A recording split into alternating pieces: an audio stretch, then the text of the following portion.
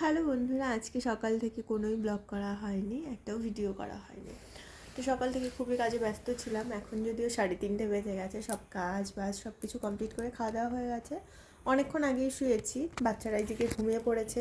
ছোটোর তো কালকে বলেছিলাম না জ্বর এসেছে, তো সকাল থেকে মোটামুটি জ্বরটা ছিল না, এখন ঘুমিয়েছে দেখে আবার জ্বর এসেছে,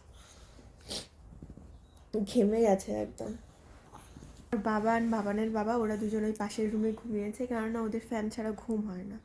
আর এখানে তো ফ্যান দেওয়া যাবে না ছোটোর জন্য, আমারও ঠান্ডা লাগে, আমারও ফ্যানে থাকতে একদমই ভালো লাগে না।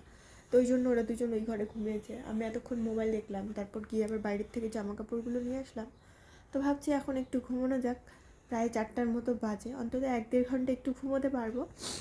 আর আজকে দুপুরবেলায় ডাল, তারপর শীতলের চাটনি আর একটা সবজি বানিয়েছিলাম। তবে রাতে চিকেন রান্না করব।